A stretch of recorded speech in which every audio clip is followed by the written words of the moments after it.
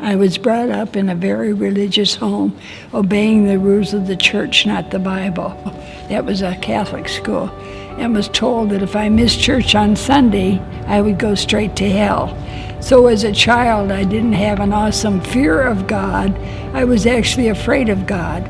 When I was older and on my own, I didn't see the need to participate in a church setting as long as I was a good and moral person. I was happily married and had one child. When my daughter was 10 years old, my husband, who was her dad, died suddenly. I was only in my 30s, and 2 years later, I married a widower with 2 teenagers. Since my second husband was in management, we were invited to many cocktail parties. Drinking became a habit, and I quickly became addicted to alcohol. I just ruined my life and the lives of my daughter and my new family. My daughter married and became a born-again believer and follower of the Lord Jesus Christ. She started sending me Bible tracts and literature telling me about Jesus and how he had changed her life. I finally realized my great need for him and came to know Christ. I asked him to forgive my sins and to come into my life and take over.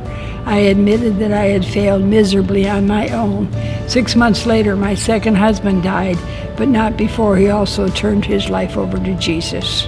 Unlike the first time I became a widow, this time I wasn't dependent on myself.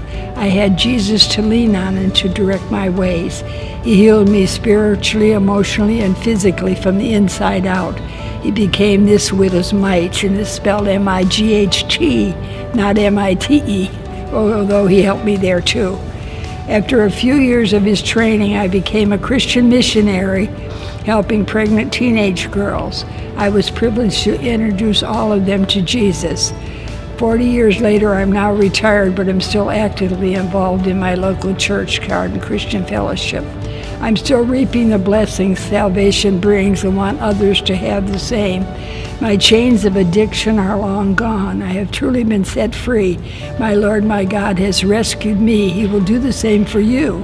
You just need to admit you're a sinner and need his forgiveness. I pray that you will ask him to be part of your life this very day.